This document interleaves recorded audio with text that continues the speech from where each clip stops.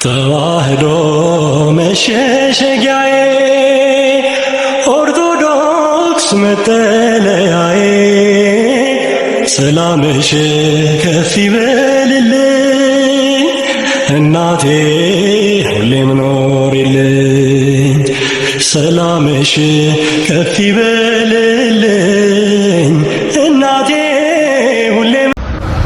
በጣም ወሳኝ ነው። እስኪ አዳምጡት። ጃፓን እምነት የሌላት ሀገር ናት።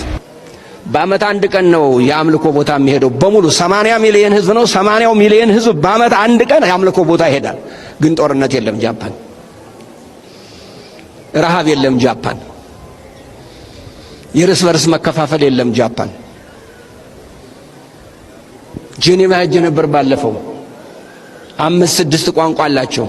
በቋንቋ የሚጣላ ሰው የለም። በቋንቋ የሚጣላው ደንቆሮ ነው እንጂ ሰው በቋንቋ አይጣላም። ቋንቋ ለሰው እንጂ ሰው ለቋንቋ አልተሰጠም። ያም ፍቅር ተሰጠን፣ ፍቅር መኖር አቃተን። አያሳዝንም? እንዴት እንደሚሰማችሁ አላቅም። ወርቅ ተሰጠን በማይረባ በቆሻሻ ላይ መውደቅ የምንፈልግ ድሆች፣ አይምሯችን የደህየ ትልቅና ትልቅ አገርና ትልቅ ህዝብ በትንሽ ዘመን ላይ ወደቀ። ትልቅ ህዝብ ትልቅ አገር በትንሽ ጊዜ ላይ ወደቀ። እግዚአብሔር ትንሽነታችን ተመልክቶ ከፍ ያርገን፣ በፍቅሩ ይጎብኘን። እሱ ፍቅር ተገለጠ። እኛ እንድንኖረው ፍቅር ተገለጠ። ሌላ እንዲኖረው አይደለም፣ እኛ እንድንኖረው፣ በተለይ ክርስቲያኖች እንድንኖረው። አብላጫ ቁጥር የኢትዮጵያ ኦርቶዶክስ ተዋሕዶ ቤተክርስቲያን ነው። በኢትዮጵያ ውስጥ ክርስቲያን አብላጫው። ግን ራሳችንን ማዳን አልቻልንም፣ እንኳንስ ሌላውን እንድናሳምን። ኦርቶዶክሳውያን ወገኖቼ ዛሬ እግዚአብሔር በዚህ በልደት ቀን አንድ መልእክት ይናገራል በቤተክርስቲያን በኩል። ፍቅር የሚባለውን ነገር ተለማመዱት፣ ተቀበሉት። ፍቅርን ካልተቀበልነው ምግብ ቢሰጠን እንኳን ካልተቀበልንና ካልበላነው ይሸታል እንጂ ምንም ነገር አይሆንም። ማንኛውም ነገር ካልተገበረ ህልው ሊሆን አይችልም።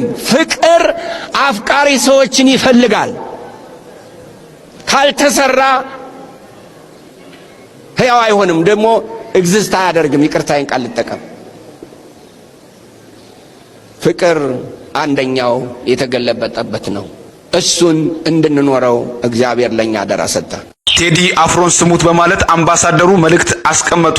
የአሜሪካው ዲፕሎማትና አምባሳደር ቲቦርግ ናጊ የኢትዮጵያውን ዝነኛ አቀንቃኝ ቴዲ አፍሮ ሙዚቃ እንዲያዳምጡ ለተከታዮቻቸው ጥሪ አቀረቡ። እኛ አምባሳደር ስለ ቴዲ በጻፉት መልእክት ላይ ወደዱትም ጠሉትም ቴዲ አፍሮ በኢትዮጵያ ፖለቲካ ውስጥ እንደ ችግር የሚቆጥራቸውን ጉዳዮች በዘፈን ለመግለጽ ያሳየው ዝግጁነትና ድፍረት አድናቆት ይገባዋል በማለት ስሙት ብለው ነው እንግዲህ መልእክታቸውን ያስተላለፉት። አምባሳደሩ እንግዲህ በአሜሪካ የውጭ ጉዳይ ሚኒስቴር ውስጥ ለረጅም ዓመታት ያገለገሉ አንጋፋ ዲፕሎማት ሲሆኑ በተለይም እንግዲህ ከኢትዮጵያና ከአፍሪካ ቀንድ ጉዳዮች ጋር በተያያዘ የተለየ ልምድ ያላቸው መሆኑ እንግዲህ ይታወቃል። አሜሪካዊ አምባሳደር ቲቦር ናጊ ቴዲ አፍሮን ስሙት ወይም ደግሞ የቴዲን አፍሮ ሙዚቃ ስሙት በማለት ተናግረዋል። የአምባሳደሩን መልእክት እንዴት ተመለከታችሁ? ሐሳባችሁን ኮሜንት ላይ አስቀምጡልን። አዳዲስ መረጃ የምትፈልጉ ከሆነ ፕላስ ምልክቷን መንካታችሁ እንዳይረሳ። ሪፖስት ኮፒ ሊንክ ይደረግ። ሰላም ጤና ይስጥልኝ ወገኖቼ፣ እንደምን አላችሁ? ዘፈን ኃጢአት ነው ወይስ አይደለም የሚል ክርክር ደግሞ ሰሞኑን አጀንዳ ተፈጥሯል። ምክንያቱም እንደሆነ አልገባኝም። በተለይ መናፍቃን ናቸው ይህንን አጀንዳ እያራገቡ ያሉት። ዘፈን ኃጢአት ነው የሚሉት እነሱ። ያው ችግር አለባቸው አይደል? ጥራዝ ነጠቅነት።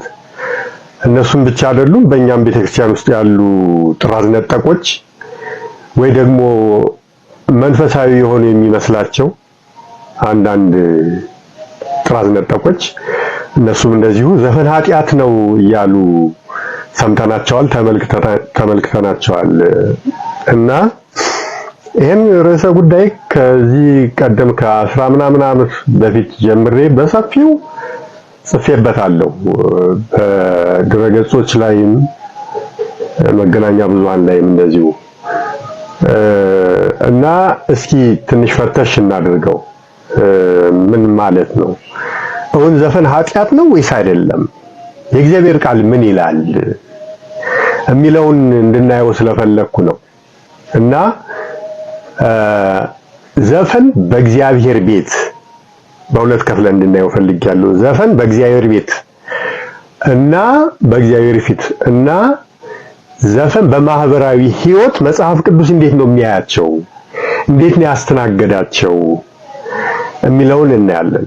እነዚህ መናፍቃኑና ጥራዝ ነጠቆቹ አንድ ጥቅስ ነው የሚጠቅሱት ዘፈን ኃጢአት ነው ለሚለው ድምዳሜያቸው ገላትያ 5:21 ላይ ያለችዋ የሥጋ ሥራም የተገለጠ ነው ብሎ እየዘረዘረ አንዱ የሚያደርገው ዘፋኝነት ይላል ቅዱስ ጳውሎስ።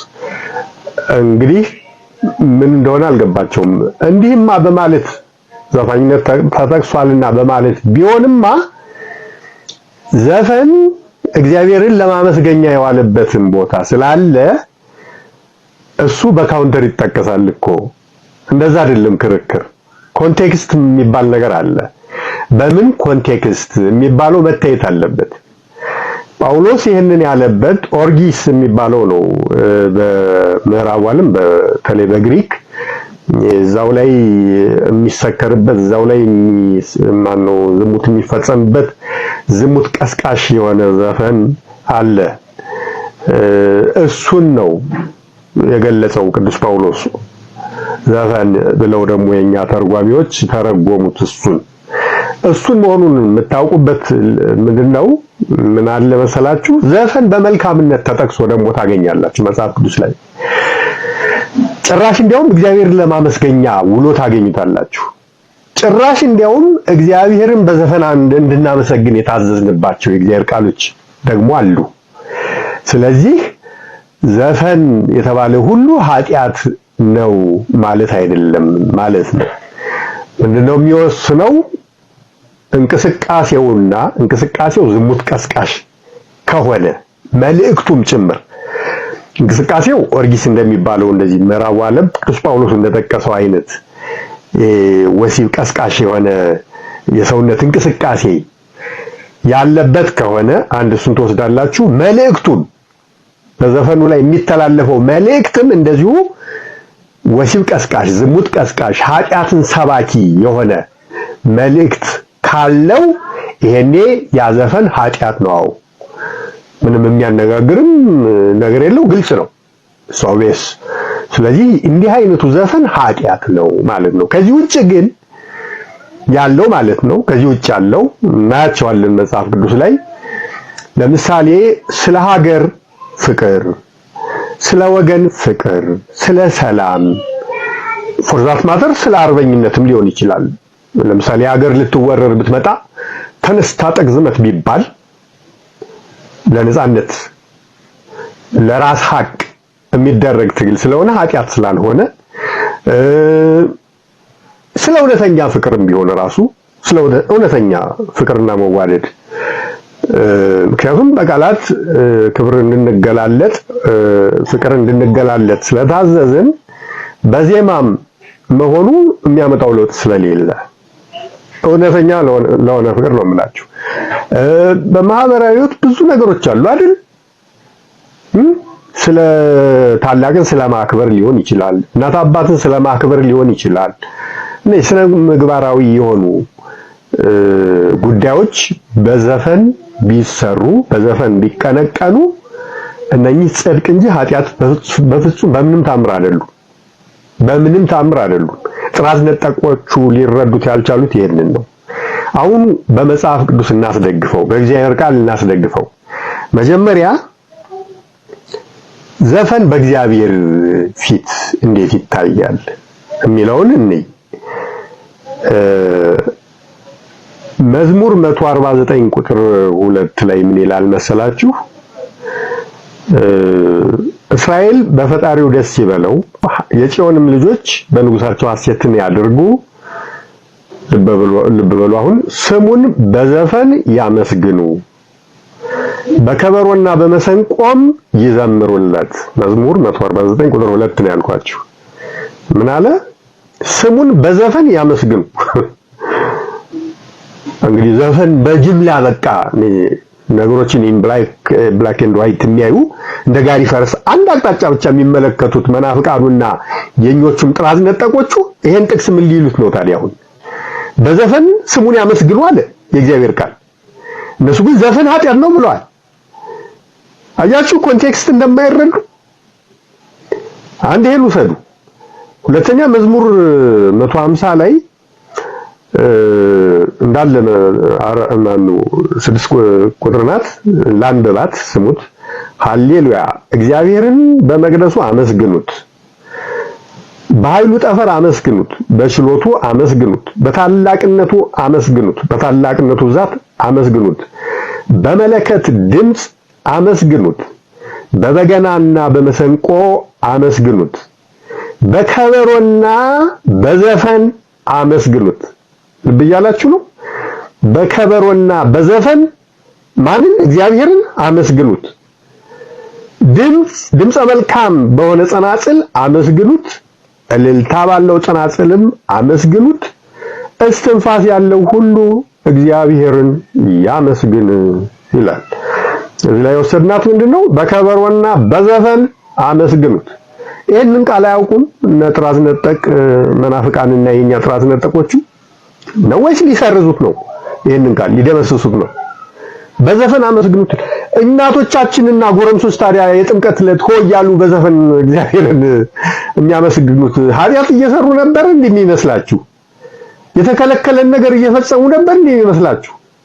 ይሄ እንዳይደንቃችሁ ቅዱስ ዳዊትም ታቦተ ጽዮንን ወይም የእግዚአብሔርን ታቦት ከአቢናዳብ ቤት ወደ ቤተልሔም በሚያመጡበት ሰዓት በእግዚአብሔር ታቦት ፊት እየዘለለ ልብሱ እስኪወልቅ ድረስ እየዘለለ ይዘፍን እንደነበረ እግዚአብሔር ቃል ይነግረናል። ዳዊትም በሙሉ ኃይሉ በእግዚአብሔር ፊት ይዘፍን ነበር። ዳዊትም የበፍታ ኤፉድ ለብሶ ነበር። ይሄ የበፍታ ኤፉድ እስኪወልቅ ድረስ እየዘለለ እየጨፈረ እየዘፈነ ለእግዚአብሔር ክብር ይሰጥ ነበር፣ እግዚአብሔርን ያመሰግን ነበር። ይሄን የነቀፈች ሜሊኮል የሳኦል ልጅ ሜሊኮል እንደ ዛሬዎቹ ይሄን የሚነቅፉ ማለት ነው። አሁን በጥምቀት እናቶቻችን ጎረምሶች ለምን ይዘፍናሉ እያሉ የሚነቅፉ እንደሚነቅፉት ማለት ነው። የነቀፈችው በልቧ ናቀችው ዳዊት እንዲህ በማድረጉ እዚሁ ጥቅስ ላይ ታገኙታላችሁ። ናቀችው ይላል። እግዚአብሔር እንዲህ በማድረጓ ቀሰፋት፣ እስክሞት ድረስ ማህፀኗን ዘግቶ ልጅ እንዳትወልድ አደረጋት። አያችሁ አይደል?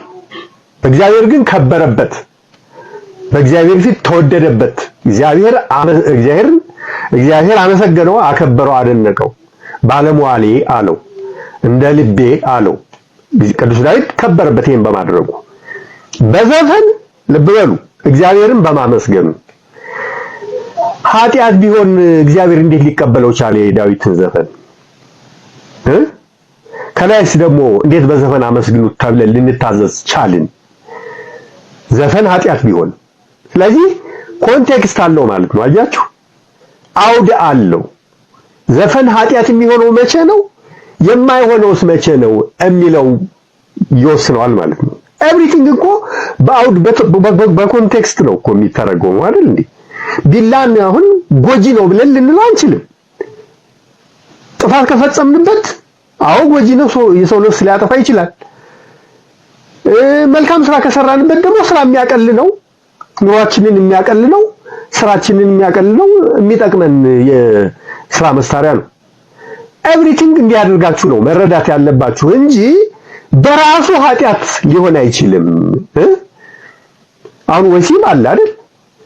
ወሲብ ኃጢአት የሚሆንበት ሰዓት አለ። እንደገና ደግሞ የተቀደሰ ተግባር የሚሆንበት ደግሞ መኝታው ጋብቻ ቅዱስ መኝታው ንጹህ ነው እንዳለው ቅዱስ ጳውሎስ የተቀደሰ ተግባር ደግሞ የሚሆንበት ሰዓት አለ እና እንደ አውዱ ይተረጎማል እንጂ ደናቆርቱ እነዚህ ጥራዝ ነጠቆቹ እንደሚሉት አይ ዘፈን ኃጢአት ተብሏል ሌላስ ቦታ ይሄው ጥቅስ የዲውደቅ እና አውድ አለው። ዝም ብሎ እንደ ጋሪ ፈረስ አንድ አቅጣጫ አይታይም ነው የምላችሁ። እነዚህን እሺ አንድ ሊጨምር በእግዚአብሔር ፊት የሚለውን እግዚአብሔር የኤርትራን ባህር እስራኤላውያንን ከፍሎ ባሻገረ ጊዜ የአሮን እህት ማርያም ከበሮ ምንድነው የሚባላል አስረሽ ምችው የሚባል አባባል ያኔ ነው።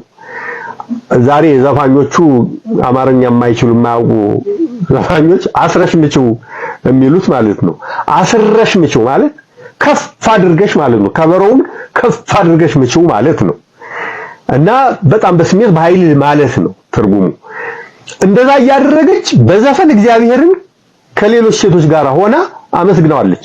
የኤርትራን ባህር ከፍላ ያስቻገርከን እያለች በምን በዘፈን ምንድነው የሚለው ቃሉ? የአሮን እህት ነብይት ማርያምን ከበሮ በእጇ ወሰደች፣ ሴቶችም ሁሉ በከበሮና በዘፈን ከኋላዋ ወጡ። በምን በዘፈን። በኋላም እንዲያውም ጭራሽ ቅድም በጠቀስኩላችሁ ጥቅሶች በዘፈን እግዚአብሔርን እንድናመሰግን ታዘናል። እሷ ግን አስቀድማ በዘፈን አመስግናለች። በዚህም ተባረኩበት እንጂ አልተነቀፉበትም፣ አልተቀሰፉበትም፣ አልተተቹበትም በእግዚአብሔር ዘንድ። እየገባችሁ ነው? እንግዲህ ይሄን በእግዚአብሔር ፊት አልን አይደል? በእግዚአብሔር ፊት አልን። እዚህ ላይ ግን ልብ ማለት ያለባችሁ ቤተክርስቲያን ውስጥ ገብተን በዘፈን እናመስግን እንዳትሉ ደግሞ ይሄ ተከለከለ ነው። ምክንያቱም ለሁሉም ቦታና ጊዜ አለው። የት ቦታ ነው በዘፈን እግዚአብሔርን ማመስገን የሚቻለው? እንደ ጥምቀት ባለ በዓል ከቤተክርስቲያን ውጪ ታቦት ሲታጀብ እዚህ የሚያየነው እሱን ስለሆነ፣ በእግዚአብሔር ቤት ግን መዝሙር ነው የሚዘመረው። መዝሙሩም ራሱ ስሜት ቀስቃሽ እንዲሆን አይፈቀድም፣ ቦታው ስላልሆነ የተመጠነ የተቆጠበ ነው። እና አባቶቻችንን ከዚህ ቀደም ነግሬያቸዋለሁ ደጋግሜ፣ ማህሌቱ ወረብ ቸብቸቦ ሲመጣ ወዲያው ያስቆሟል። ላመል ያህል ትባልና ያስቆሟታል እንጂ እንደፈለገ ዛሬ እንደሚደረገው ማህሌት የጽጌ ብለው ይሄ ጎረምሳ ወጠጤ ሁሉ ወጠጤ እስኪሸት ድረስ እየዘለለ እየፈነጠዘ ቤተክርስቲያንን ቅርናት እንዲሸት እስኪያደርጉ ድረስ የሚዘሉበት ይሄ ጭፈራ ጥማታቸውን የሚወጡበት ፈጽሞ የተከለከለ ነው ቤተክርስቲያን ውስጥ። እና ቦታና ጊዜ አለው ለሁሉም። በቦታው ግን ይቻላል ነው የምላችሁ። አሁን ወደ ማህበራዊ ህይወት እንሂድ። በማህበራዊ ህይወት ዘፈን እንዴት ይታያል በመጽሐፍ ቅዱስ ያልን እንደሆነ ደግሞ ዳዊት ሳማነው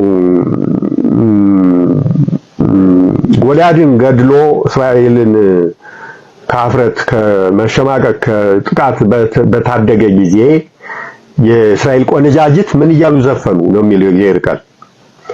ሴቶችም ሳኦልን 1000 ገዳይ ዳዊትን ግን 1000 ገዳይ እያሉ እየተቀባበሉ ይዘፍኑ ነበር። አንደኛ ሳሙኤል ምዕራፍ 18 ቁጥር 7 ላይ አያችሁ። ሳኦል 1000 ገዳይ ዳዊት 1000 ገዳይ እያሉ ያወድሱት ነበር በዘፈን ዛሬ እንደምናወድሰው ማወድስ የምፈልገውን ሰው ማለት ነው። እና ይሄን በማድረጋቸው ኃጢአት ሰራችሁ አልተባሉ። በቃ ጀግና ነው፣ ጀግና መወደስ አለበት፣ አወደሱት፣ አለቀ። በምን በዘፈን ተገቢ ስለሆነ ለምን አደረጋችሁ አልተባሉ፣ አለቀ። የዳዊት ልጅ ሰሎሞን ተቀብቶ በነገሰ ጊዜም ደግሞ ህዝቡ ሁሉ እርሱን ተከትለው ወጡ። ህዝቡም ዘፈን ይዘፍኑ ነበር፣ በታላቅም ደስታ ደስ አላቸው። ከጩኸታቸውም የተነሳ ምድሪቱ ተናወጠች። ከዘፈናቸው ማን? የዳዊት ልጅ ሰሎሞን ተቀብቶ በነገሰ ጊዜ ደስታ ባደረጉ ጊዜ ማለት ነው። ማህበራዊ ህይወት ላይ ዘፈን እንዴት እንደሚታይ የእግዚአብሔር ቃል መስመር ሲያሰምር ነው።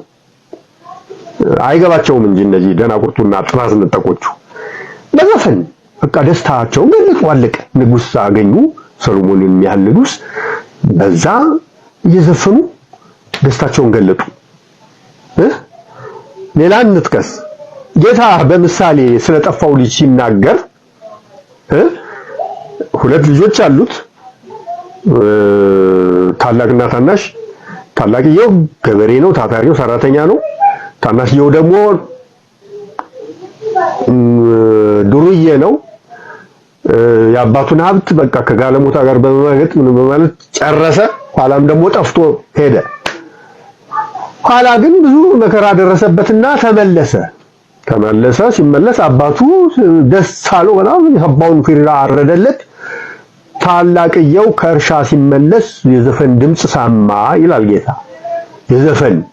የደስታ ዘፈን የጠፋው ልጅ ስለመጣ ተደስተው ይዘፍኑ ስለነበር ቤተሰቦቹ ሰማና ጠየቀ። ሲጠይቅ ወንድምህ መጥቶ ነው የጠፋው ልጅ።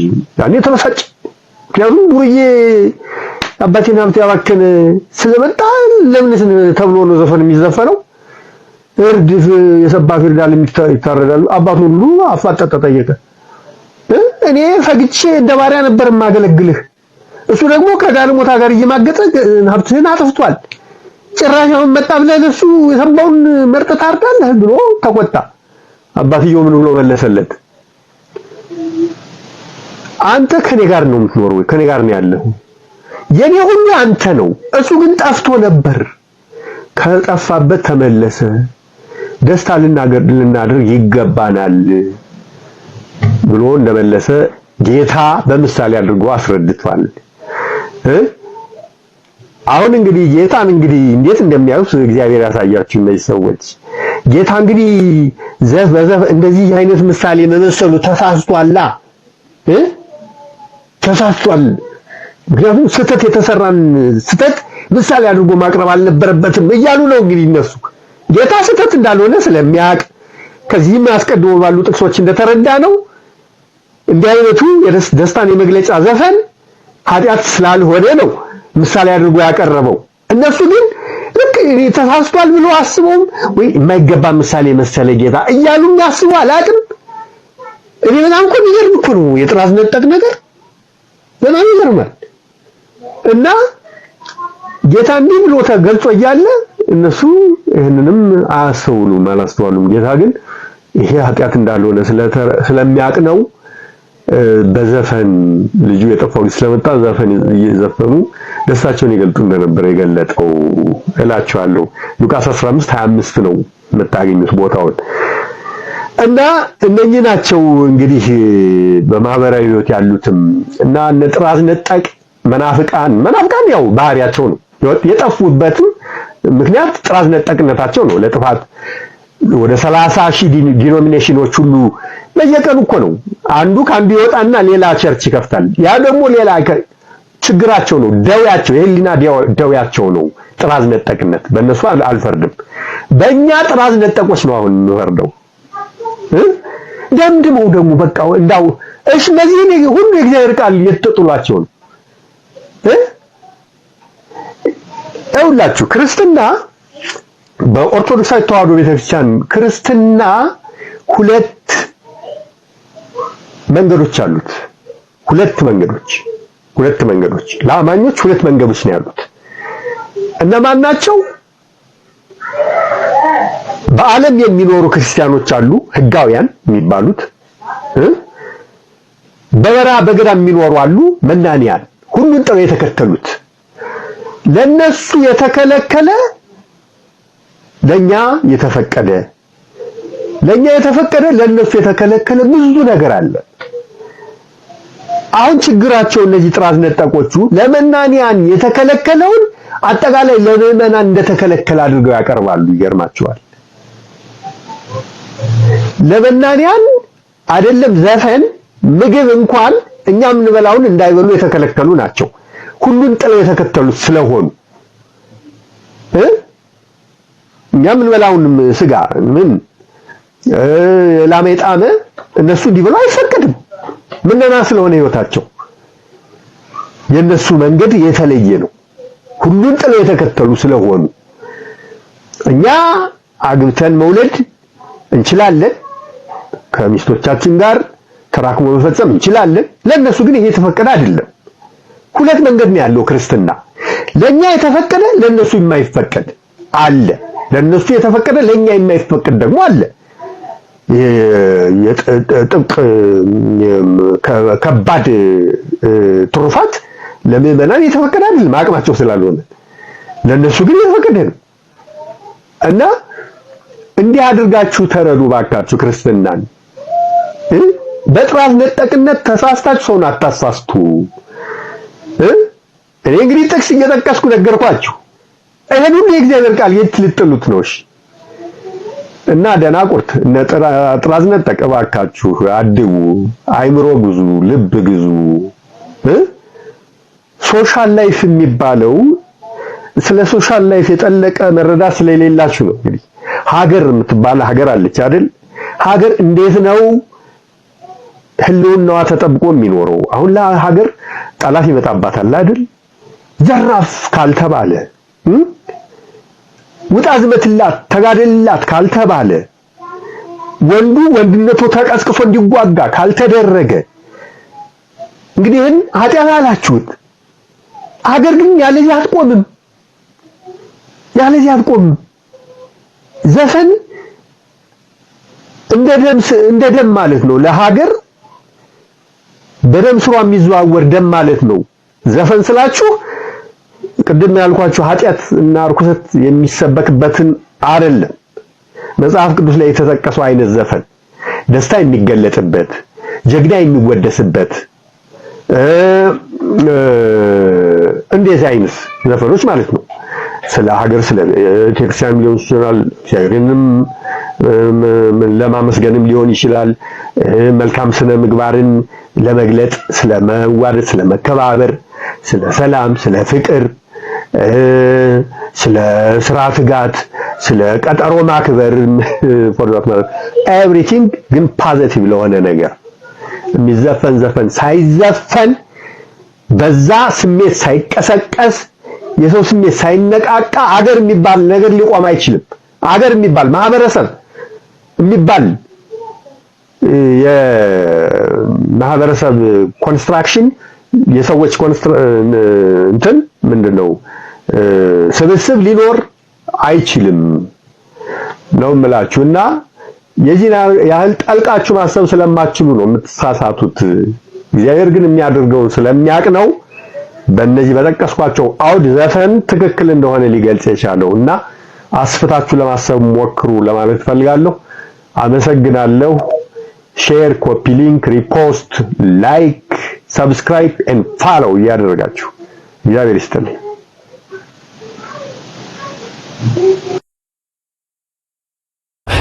ዘፋኝ ነው ብሎ በእውነት ቴዲ አፍሮን በዛ መወሰን ፌር አይመስልኝም። እኔ ፌር አይደለም። በየአልበሙ ያሉትን መልእክቶች ደግሞ ስትሰሙ ወንጌል ናቸው። ወንጌል ማለት ያ ነው።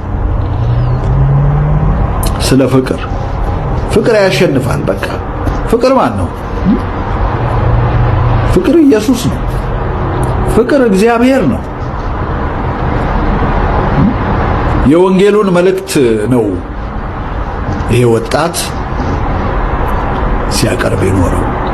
Millions listen to Ethiopian Star's song taking swipe at government as BBC Understanding. Teddy Afro's track Das Tal, meaning put up the tent in English, has been viewed more than 7 million times on YouTube since its release on Thursday. Referencing a traditional mourning tent, Teddy Afro, whose real name is Tewodros Kasahun, sings that he is grieving a country he says has been lost.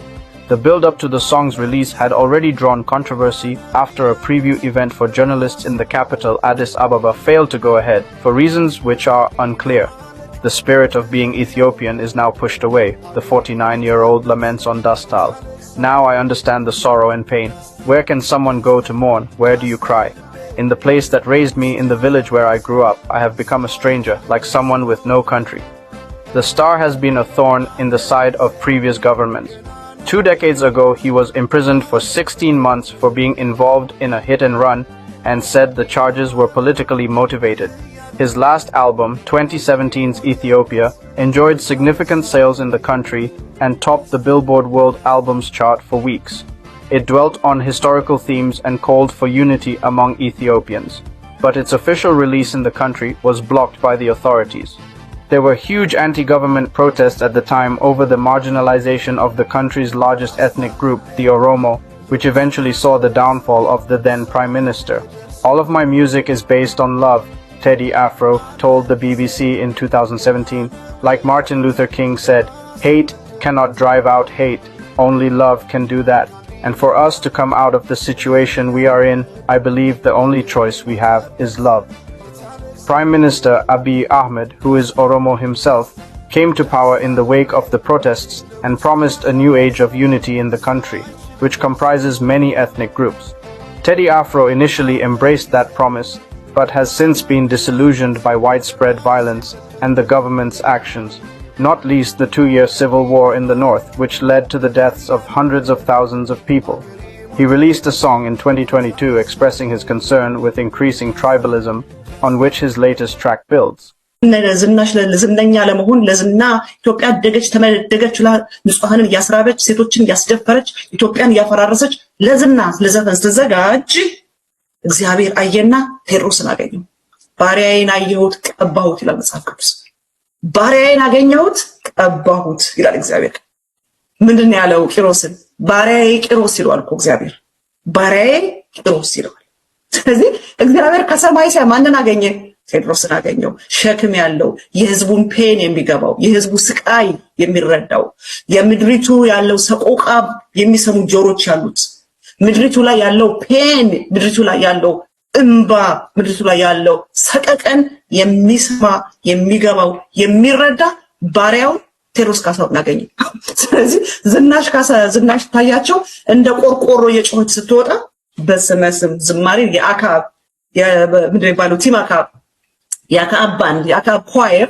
እሷ ስትወጣ እግዚአብሔር ደግሞ ይሄንን ሰው አነሳና አንዴ በምድሪቱ ላይ ያለውን በ8 ደቂቃ ውስጥ ቀብቶ አወጣው ምድሪቱን አንዳወጣት ተመልከቱት ሬከርድ ሰብሮ ጥሎ ሄዷል within 2 days አንድ ዳስጣል የሚለው 11 ሚሊየንስ እንግዲህ እሱ ከላይ የምናየው በ5 አባዙት 11 ሚሊየንን በ5 አባዙት ዩቲዩብ ከ3 እስከ 5 ነው የሚያባዛው አባዙና ያው ስንት ሰው እንዳየው አያችሁ ጥባት ማለት ይሄ ነው የእግዚአብሔር በቀል ማለት ይሄ ነው እነዚህ ነውረኞች በሃይማኖት ስም ተደብቀው ያሉ የዲያብሎስ ልጆች የኤልዛቤል ልጆች የአክዓብ ዘመን እንዲህ አድርጎ ነው እግዚአብሔር ቀናርቃውን ያወጣና በጣም ነው የገረመኝ ከዝማሬዎች ውስጥ የሚናገራቸው ቃሎች አሉና ምናል ዘመን ተገልብጦ እንዴት አቀርቅሬ ባንዲራዬን ላንሳት ይላል ዘመን ምክንያቱም ኢትዮጵያዊነት ተገፍቶ አባይ አንደበት ያለው አፉን ቀደም እያደረገ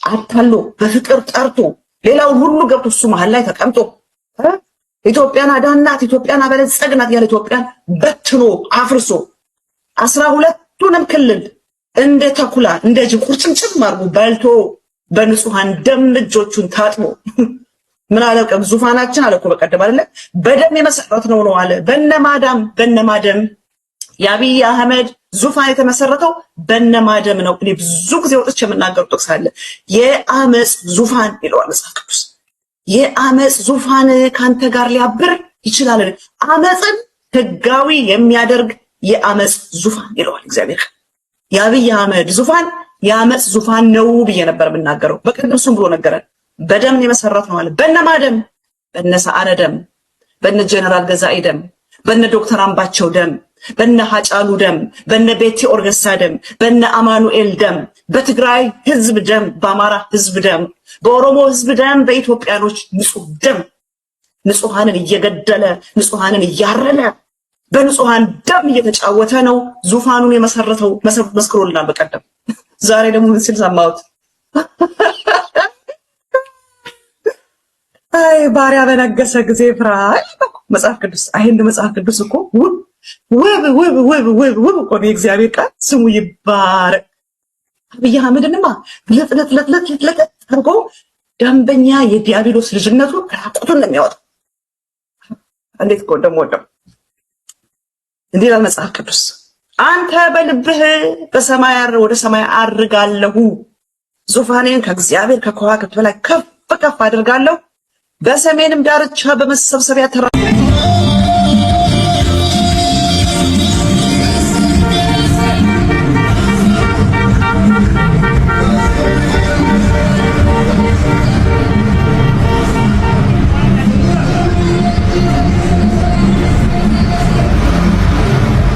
ከትቢያ አንስተን ቅማላችሁን አራግፈን ትኋናችሁን አራግፈን ሙጄላችሁን ነቅለን ሱሪ አስታጥቀን ልብስ አልብሰናችሁ ሞት ስለከፈላችሁ ነው እኛ ከአመድ ከትቢያ አነሳናችሁ፣ ክብርን አሳየናችሁ።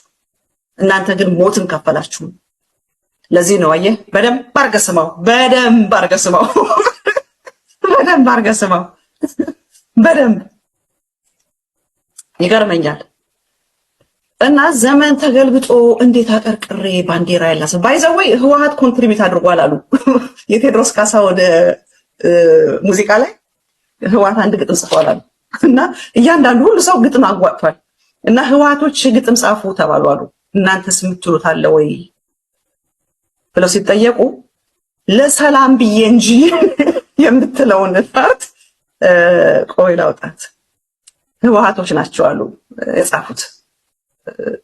በደንብ ስማሽ ብልጽግናዬ፣ በደንብ ስማ። አንድ ስንኝ አለች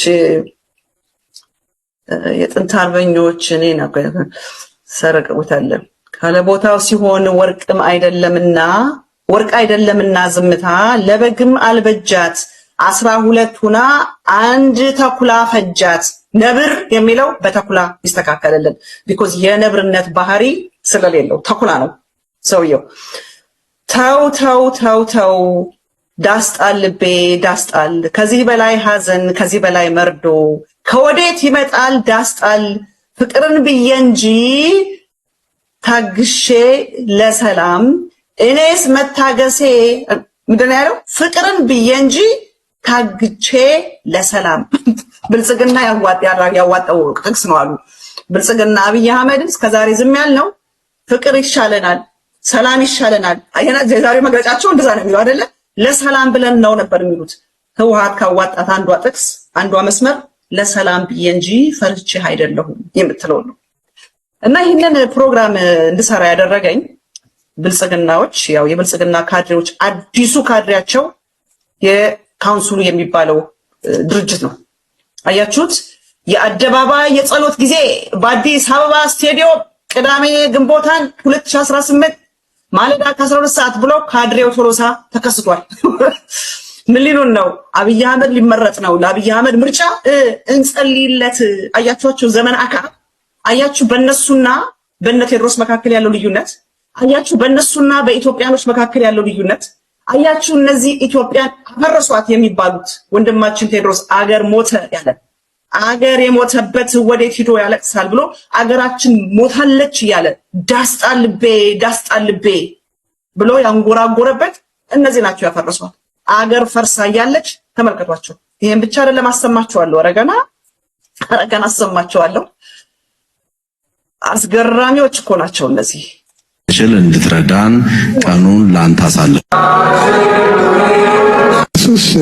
የአክዓብ ጉባኤ ነው እንግዲህ ኤልዛቤት ቁጭ ብላ ኤልዛቤሏ አዳነች አቤቤ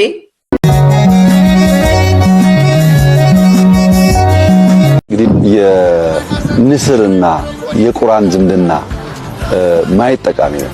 ንስር በባህሪው አርቆ የሚያይ ብዙ ከለሮች የሚያይ በከፍታ የሚበር በከፍታ የሚመላለስ ከከፍታውም በከፍተኛ ርቀት አይቶ አልሞ አድኖ መብላት የሚችል በጣም ብርቱ የብዙ ጀግንነት የብዙ ብቃት መለኪያ ነው።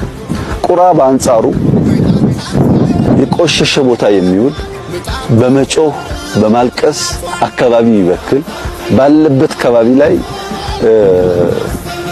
ከሚበላውም ከሚረጨውም የተነሳ ብዙ የሚቆሹ ነገሮች የሚታዩበት የአዋፍ ዝርያ ነው። ይሄ የአዋፍ ዝርያ ከሌሎች በተለየ መንገድ ንስርን ሊፋለመው ይሞክራል። መቼ ንስር መጥቶ መሬት በሚያርፍበት ሰዓት ቁራ ከላይ ያርፍበትና ንስሩን አንገቱ ላይ የመደብደብ ለመናከስ የመሞከር የመተናኮል ስራ ይሰራል። ንስሩ ግን ቁራው ከላይ ተቀምጦ እየደበደበኝ ስለሆነ ምላሽ ልስጥ አይልም። ምን እያደረክ ነው አይለው። ሙከራ ምንድነው አይለው። ከቁራው ሰፈር በከፍተኛ ፍጥነት ወደ ራሱ ሰፈር ይበራል። ከፍታን ለንስር ዝቅታን ለቁራ አርጎ ፈጥፈጦ ተሰጠ። ወደ ላይ የወጡ በሄዱ ቁጥር ቁራው እንኳን ከላይ ሆኖ መደብደብ እንኳን ከላይ መቀመጥ ከፍታውን መቋቋም ስለማይችል መፈጥፈጥ ይጀምራል። ንስሩ ግን ምንም ነገር አይሰራ፣ ብድግ ብሎ ወደ ከፍታው ነው የሚሄደው። እኛ እንደሱ ነን፣ ወደ ከፍታችን እንበራለን። ህልማችንን እናሳካለን። ጩኸቱን፣ ለቅሶውን ለቁራዎች እንተዋለን። በዚህ አግባብ የኢትዮጵያን ብልጽግና እናረጋግጣለን። ቁራ ብለዋል ጠቅላይ ሚኒስትሩ። በቃ ንስር የሚገርም እንስሳ ነው የሚመስለን። ቁራ ደግሞ እሳቸው እንዳሉት የሆነ ቆሻሻ ምናምን ይወድ እንደዚህ ነገር ነው አድርገን የምናስበው። እኔ በተቃራኒው ልነግራችሁ ይችላል። ከአዋፋት ዝርያዎች ነው የምላችሁ። ከአዋፋት ዝርያዎች ውስጥ ኢንተለጀንት ብልህ በቃ ማለት ያቃል ተብሎ የሚታሰበው እንስሳ ቁራ ነው። ኢንተለጀንት ነው የሚባለው ቁራ ከአዋፋት። ከአጠቃላይ እንስሳቶች ደግሞ ከሰውና ከዝንጀሮ ቀጥሎ መሳሪያዎችን ወይንም ቱሎችን የሚጠቀም ቁራ ነው። ከንስር በኢንተለጀንስ ይበልጠዋል ቁራ። ንስር ጉልበት ነው ያለው እና በከፍታ ይበራል። ጉልበት ነው ያለው፣ በቃ በከፍታ ነው ይበራል። ብልጠት እና ዕውቀት ብልሃት ግን እንደ ቁራ አይደለም ንስር። ጠቅላይ ሚኒስትሩ እኛ ንስር ነን ሲሉ ጉልበተኛ ነን እያሉ በቃ ሰዎች ችግር ከሚሉት በላይ ዝም ብለን የሰው ችግር ላለማየት እንበራለን እያሉ ነው። ብልጠት የለንም፣ ብልሃት የለንም፣ ችግሮችን እንዴት መፍታት እንዳለብን አናቅም እያሉ ነው። ንስር ነን ቁራ አይደለንም ሲሉ ተጨባጩም ነገር ደግሞ የሚያሳየው እሱ ነው። ተጨባጩም ነገር ስለ ቁራ አንብቡ። ቁራ ቱሎችን ይጠቀማል። ለምሳሌ በዛፍ ቅርፊት ውስጥ ያሉ እሱ የሚመገባቸውን አንዳንድ ትላትሎችን የፒኩ አፉ የማይደርስ ከሆነ ቀጭን እንጨቶች ተጠቅሞ በሱ እያወጣ ነው የሚመገብ። በሱ እያወጣ ነው የሚጠቀም እንትን የሚለው። በዚህ አይነት ኩባያ ውስጥ ውሃ ቢኖር እና እንደዚህ የማይደርስበት ከሆነ ትንሽ ውሃ እንኳን ካለው ድንጋይ እየጨመረ እዛ ውስጥ ውሃው ከፍ እንዲል አድርጎ የሚጠጣ ነው ቁራ ማለት። ቁራ አንዳንድ ጠንከር ያሉ ነገሮች ተሰብረው የሚበሉ አይነት ነገሮችን ቢችል በድንጋይ ይሰብራል። ባይችል ደግሞ ምን ያደርጋል መሰላችሁ? እሱን ይዞ ይሄድና መኪኖች የሚሄዱበት መንገድ ላይ ይጥለዋል እና መኪኖቹ ሲሄዱ ያን ነገር ፈርክሰውት ይሄዳሉ። መኪኖቹ ሲቆሙ ይሄ የትራፊክ መብራት ሲያቆማቸው ጠብቆ ሄዶ ይበላል። ስለ ቁራ ብታነቡ የሚገርም ነገሮች አሉት። የሚገርም በተለይ ብልህ ነው። በማህበር ነው የሚኖረው። ከሰው ጋር መኖር ያውቅበታል። ተነጥሎ ለብቻው የሚኖር አይደለም። ንስር እንደዛ ነው። ከህዝብ ተነጥሎ የሚኖር ነው። አሁን ጠቅላይ ሚኒስትሩ እንደዛ ናቸው። በአስተሳሰብ ካያችኋቸው ከሰው ጋር ልታዩዋቸው ትችላላችሁ፣ ግን በአስተሳሰብ ካያችኋቸው ግን የሰው ስሜት የላቸውም ጠቅላይ ሚኒስትሩ። አሁን ዛሬ ተቀበላቸው የተባለው የህብረተሰብ ክፍል ያለበት ችግር ጠቅላይ ሚኒስትሩ አይሰማቸውም። የሉም እዚህ ውስጥ ሌላ ዓለም ውስጥ ናቸው።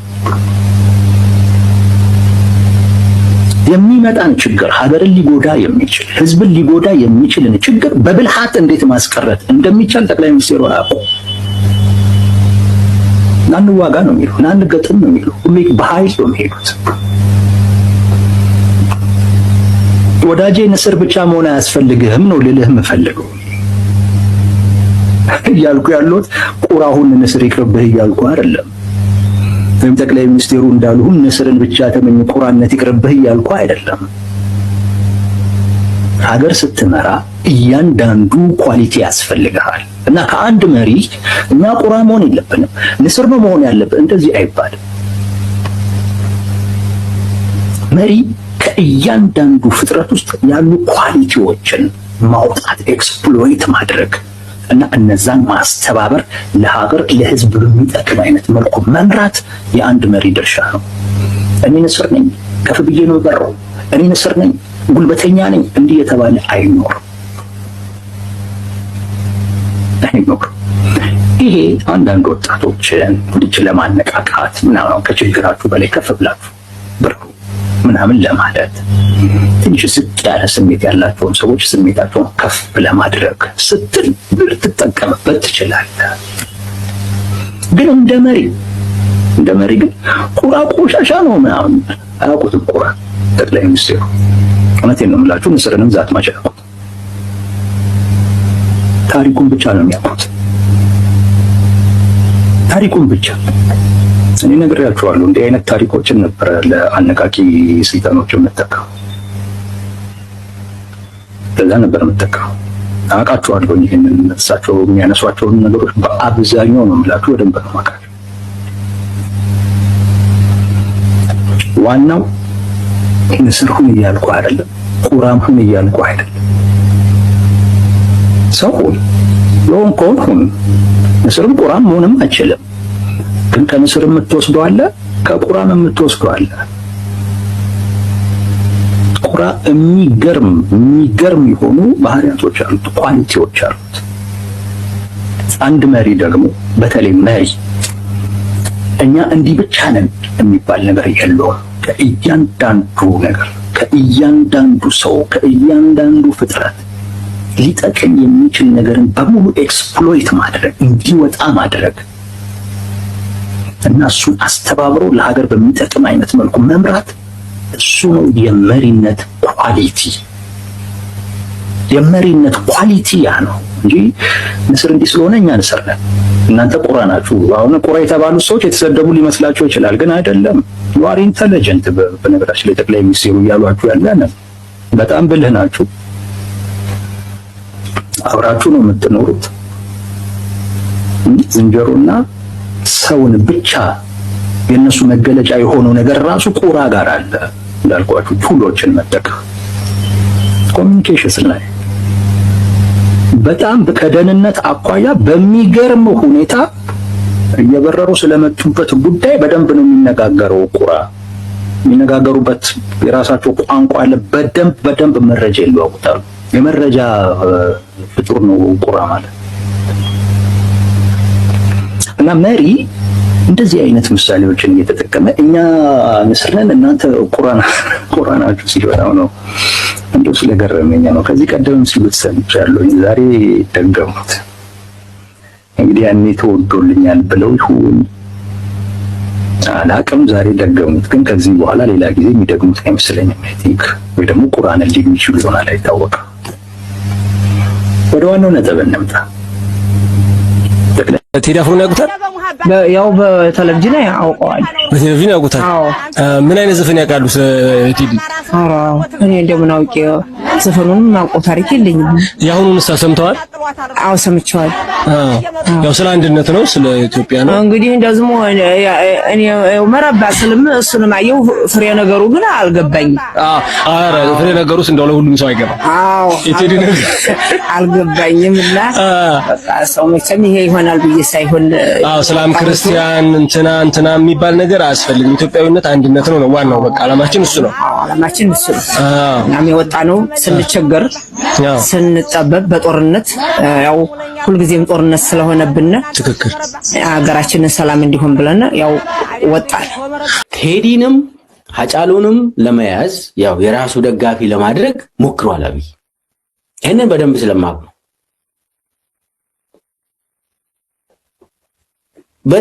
በሚገባ የራሱ ደጋፊ ለማድረግ ሞክሮ፣ በነገራችን ላይ ሀጫሉም በተወሰነ ደረጃ አብይን ደግፎ ነበር።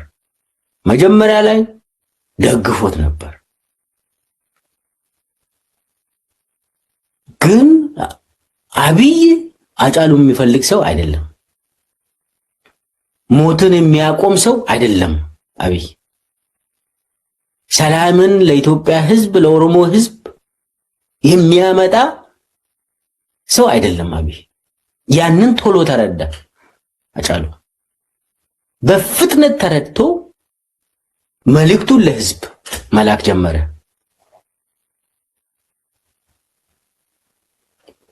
ቴዲንም ለመያዝ ሞክሯል። ቴዲም አብይን በተወሰነ ደረጃ ደግፎት ነበር። ለኢትዮጵያ ሕዝብ ሰላም ያመጣል ብሎ ምን ፈልጎ ሰላም ልናገኝ ነው ብሎ ደግፎት ነበር። ምንም የአደባባይ ምስጢር ነው፣ የታወቀ ነገር ነው። ሞስት እኮ ማንም ሰው እኮ ደግፎታል አብይ እውነት መስሎት እንዳው ምን የማውቀው ሁለት ጊዜ አብይ ነው የማውቀው ሁለት ጊዜ አብይ የቴዲ አፍሮ ቤት ሂዶ እራት እንደበላ ሊታረም ይችላል ያለኝ መረጃ ነው የምናገረው ሁለት ጊዜ የተለያዩ ሁለት ጊዜ በሌሊት እንደው ከሌሊቱ ከምሽቱ 3 ሰዓት በኋላ ነው የሚሄደው እነዚህ አይነት ቦታ የግለሰብ ቤት የሚሄደው ሌሊት ነው ለምን ቀን የሚያደርገው አብይ ከዛ ወደ ማታ ወደ ምሽት ይጨንቋል ችግር ስላለበት አብይ እንትን ያሟል ስለዚህ ስለሚጨነቅ ይወጣል ሲወጣ ደግሞ የግለሰቦችን ቤት ይሄዳል የነብራኑ ነጋ ቤት ይሄዳል የቴዲ አፍሮ ቤትም ሁለት ጊዜ እንደሄደ ሰው እዛ ከሱ ጋር ሄዱ ልጆች ነግሮኛል እዛም ሄደው ቴዲን ስለወደደ አይደለም ቴዲ ታዋቂ ስለሆነ በብዙ ሚሊዮን ህዝብ ዘንድ ስለምወደድ እሱን ለመያዝ ነው አንዱ የስልጣን ምሰሶ ታዋቂ ሰዎችን መያዝ ነው ይላል ስለዚህ ቴዲን ለመያዝ ሞክሯል የራሱ ደጋፊ ለማድረግ ሞክሯል እስከ ቤቱ ድረስ በመሄድ ቴዲም ታገሰ እንግዲህ 8 ዓመት ሙሉ ታገሰ 8 ዓመት ሙሉ የሚድን መስሎት አብይ የሚድን ሰው አይደለም የሱ አገዛዝ የሚድን አይደለም ዛሬ ቴዲ ተናገረ ማለት ነው ለአብይ ቀጥታ ለአብይ እና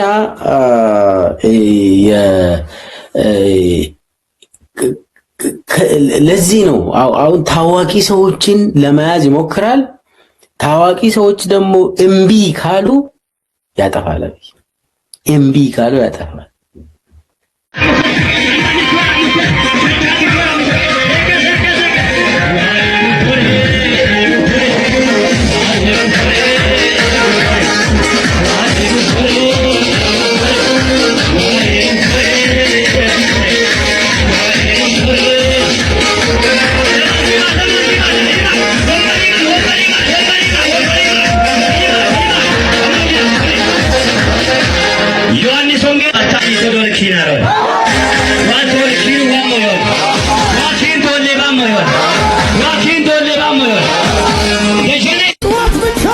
ቤተ ክርስቲያናችሁ የቴዲን ዘፈን ትከፍታላችሁ ቤተ ክርስቲያናችሁ የቴዲን ዘፈን ካልከፈታችሁ ቤተ ክርስቲያናችሁ አስቀድሳችሁ ስትጨርሱ ቤታችሁ ገብታችሁ የሆነ ዘፈን ከፍታችሁ ይሄ እኮ ጥሩ መልእክት ነው የምትሉበት ምክንያት ምንድነው ያ ማለት ሁለት አይነት ሰዎች ናችሁ ማለት ነው ምን ማለት ነው ሁለት አይነት ሰዎች ናችሁ ማለት ነው ማለት ነው የቤተ ክርስቲያናችሁ ቅጥር ግቢ ውስጥ የእግዚአብሔር ቤተ መቅደስ ናችሁ ስትወጡ አይደላችሁ ማለት ነው ኦኬ ስለዚህ መብታችሁ ነው ጀስት የትርፍ ጊዜ ቤተ መቅደስ የመሆን መብት አላችሁ እኛ ግን አንሆንም ነው ጥያቄው እሱ ነው እኛ ግን ልንሆን አንችልም እኛ ግን አናደርገውም ኦኬ ያን እናደርገው ኦኬ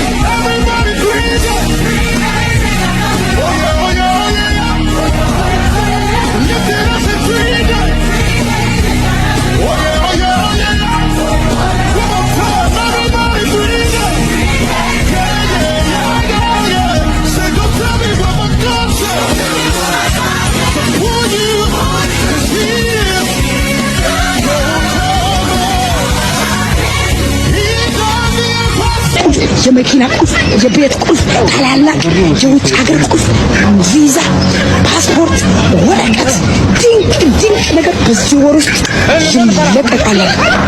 አሁን 7 ጊዜ በኢየሱስም ነገራችሁን ያዘ ይመታል ብዬ ቃላለሁ። በኢየሱስም ነገራችሁን ያዘ ይመታል ብዬ ቃላለሁ።